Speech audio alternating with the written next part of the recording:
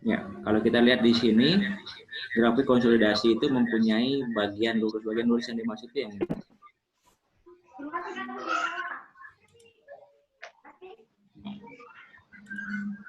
Dari sini kalau kita tarik garis, ini akan membentuk garis lurus. Sorry. Bengkok ya.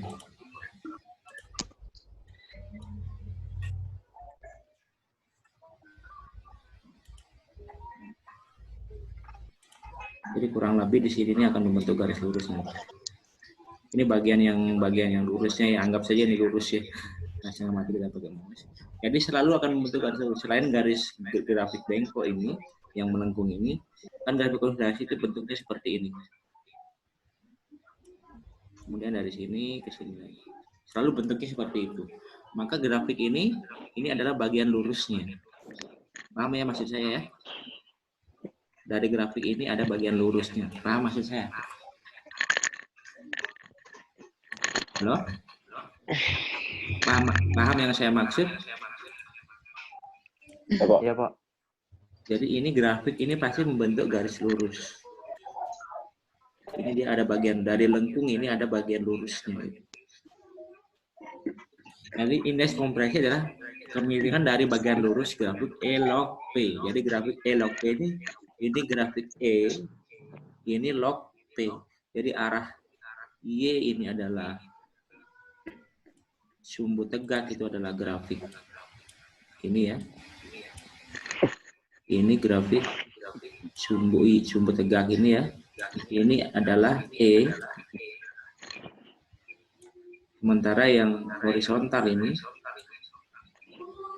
ini adalah log P. Log P ya. Log P. Maka di sini ada P1, P2, E1, E2.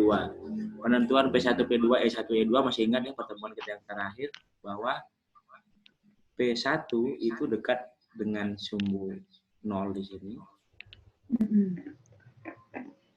E2 yang kalau untuk angka Pori itu E2 yang dekat dengan sumbu titik koordinat ini ya.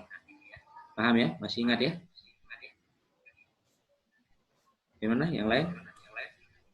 Masih ingat? Ya. Ya, Pak. Ini pasti P1 yang lebih dekat. Sehingga kalau kita buat garis maka P1 memotong grafik ini yang keluar di sini ini E1. Nah, ini P2. Kalau kita buat garis ke sini, maka di sini yang ada adalah E2.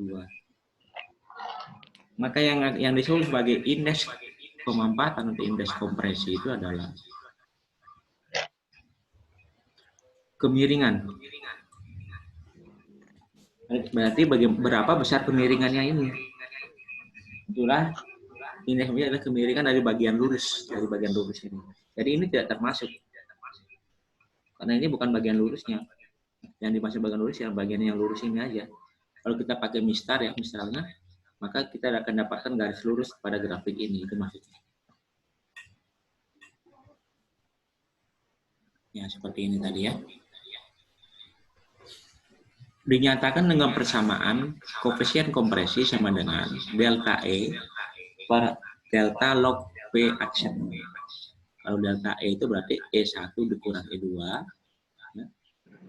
E1 kurang E2 per log P2 dikurang E1. Ya, kita lihat di sini ya.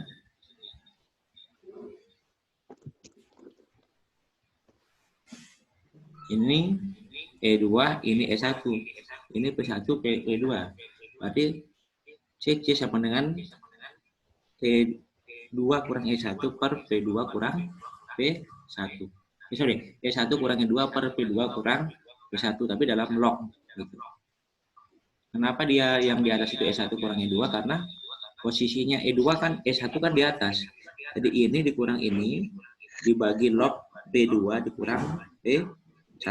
Ini P1-nya di atas. Sehingga kita bisa dapatkan, kita sederhanakan rumusnya menjadi E1 dikurang E2 itu sama dengan log dalam kurung P2 aksen kurang P1 aksen. Ada pendekatan ya, misalkan kita tidak konsolidasi ini kan percobaannya panjang sekali. Kalian kan paham selama kita percobaan itu rumit ya, panjang caranya, waktu yang dibutuhkan juga lama ya. Itu membutuhkan banyak tahapan sehingga kita bisa memperoleh grafik konsolidasi yang bentuknya seperti ini tadi. Nah, maka itu kalau kita tidak mempunyai angka-angka ini, angka dari percobaan konsolidasi, maka ada pendekatan untuk menentukan berapa sih besar nilai koefisien kompresi itu. Nah, ini rumusnya. Pendekatannya. Pendekatannya adalah CC atau koefisien kompresi sama dengan 0,009 dikali LL kurang 10. Atau CC sama dengan 0,007 dikali LL kurang 10. LL itu adalah liquid limit. Siapa yang tahu apa itu liquid limit? Siapa yang tahu?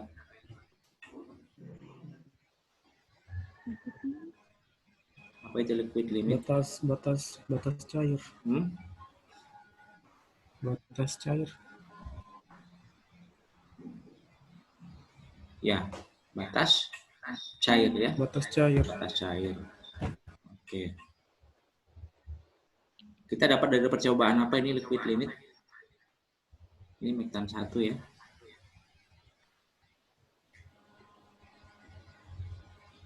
Kenapa dia? Aku tidur kah dia?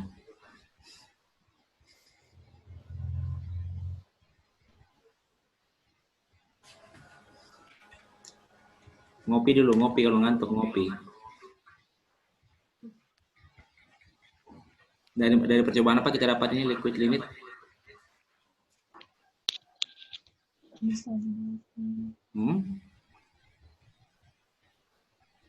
Dari percobaan Atterberg, konsistensi Atterberg. Jadi dapatnya adalah batas cair dan batas plastis. Itu sudah ya, sudah di lab kalian sudah praktikum itu. Kemudian di sini ada tertulis remol. Remol itu maksudnya ini adalah benda uji asli, ini adalah benda uji yang dicetak. Jika nilai CC kita dapat dari benda uji yang dicetak, itu kita maka rumusnya menggunakan 0,007 RL kurang 10 gitu ya. Gitu. Selanjutnya, setelah kita dapat persamaan ini, maka ini contoh soalnya untuk menentukan nilai koefisien kompresi. Jadi contoh soalnya lihat graf ini sama dengan yang contoh soal yang lalu itu. Coba kita lihat, ini ada angka pori, ini ada tekanan. Dari hasil pengujian tentukan besar nilai koefisien kompresi. Jadi saya bisa lihat dari sini. Yang mana P1 adalah yang mana?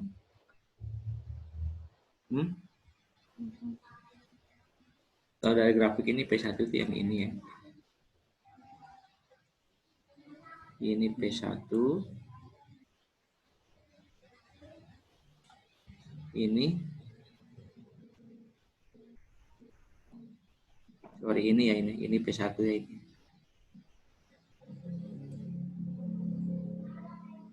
Ini P1. Ini P2. Kemudian ini garis lurus ini P2 tadi ya. P2. Ini P1. P1 berarti di sini apa di sini? E1. Ya. Kok diam semua ini? Paham enggak ini yang saya maksud?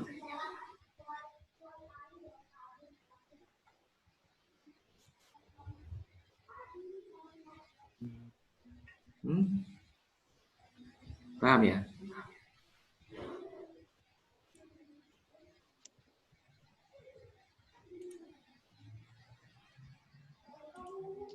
Berarti di sini berapa di sini?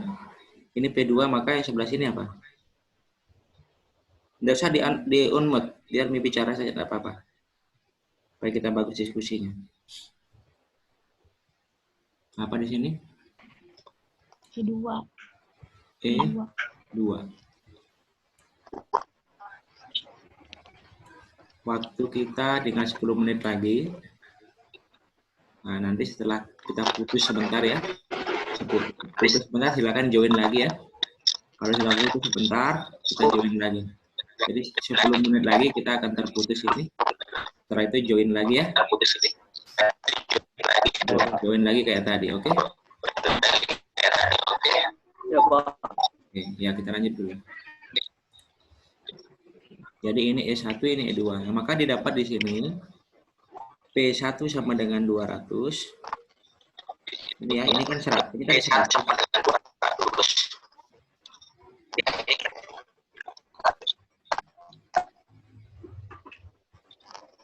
Ini P2 sama dengan 800.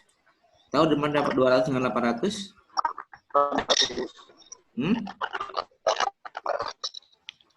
Paham dari mana dapat 200 dengan 800 ini? Lihat di grafik. Ini kan grafik logaritma ya. Jadi ini 10, 20, 30, 40, 50 sampai 100. Habis 100, 200, 300, 400, 500, 600, 700, 800, 900, 1000 gitu ya. Maka grafiknya kita sebut sebagai grafik logaritma. Maka 200 itu ini P1 200. Kemudian P2-nya adalah 800. Potongannya ini kita dapat nilai E2 dengan nilai E1. Nah, setelah kita dapatkan nilai ini perpotongannya ya. 0,64 ini E1-nya 0,636. Sorry, E2-nya. Ini P1 potongannya ke E1 dapatnya 0,6. Jadi ini kayak 0,68 di sini. Ini 0,67.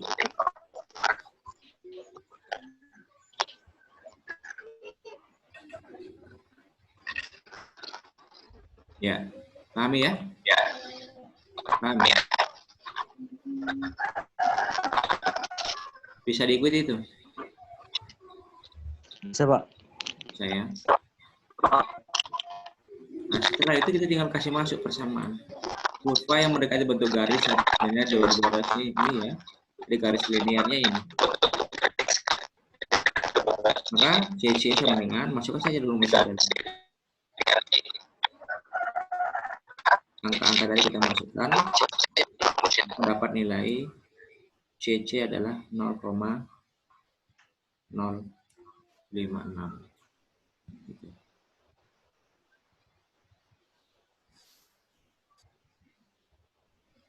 Paham ini? Saya? Ya, masih ada waktu 6 menit. Kita lanjut dulu. Jadi tadi itu sebenarnya kita harus menentukan dulu sebelum mendapatkan E1 dengan E2, P2, kita menentukan garis lurus tadi itu. Yang ini ya. Ini kan ada garis lurus. Jadi grafik ini membentuk garis lurus dari sini ke sini. Ini garis lurus. Kalau kita tarik garis, ini bagusnya pakai mistar. Nah, itu garis lurusnya ya. Jadi kalau kita teruskan ini sampai ke sini. Nah, kalau sudah ke sini kan melengkung dia garisnya. Maka itulah disebutkan tadi garis lurus. Jadi dari grafik ini yang membentuk garis lurus itu maksudnya. Jadi kebetulan garis lurusnya adalah yang ini. Maka perpotongannya, nah itu. Jadi 200 P1-nya, P2-nya 800, yang ini P1 ya. Ini P2. Perpotongan antara P1 dengan grafik garis lurus itulah E1. Perpotongan antara P2 dengan garis lurus itu adalah E2. Sehingga kita dapatkan nilai-nilai ini.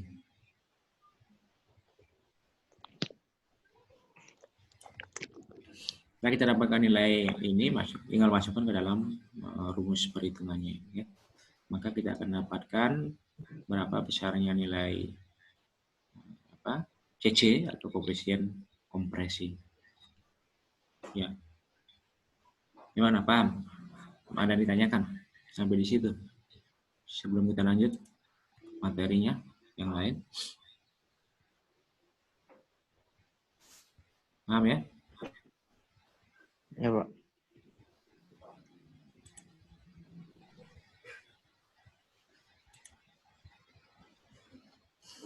Oke. Nah, kita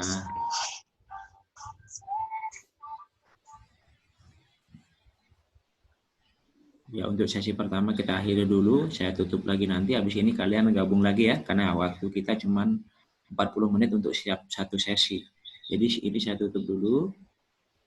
Begitu saya buka lagi, nanti kalian langsung gabung lagi kayak tadi. Oke, ini saya lihat cuma berapa orang ini. Berapa orang kalian semua? 1, 2, 3, 1, 2. 20, berarti 25 ya yang sudah masuk ini. 25 orang.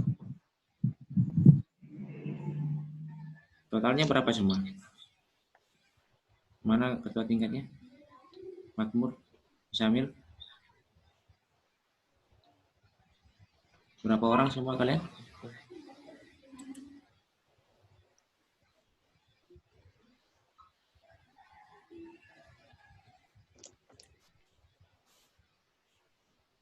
Musamil Makmur, berapa orang temanmu semua satu kelas?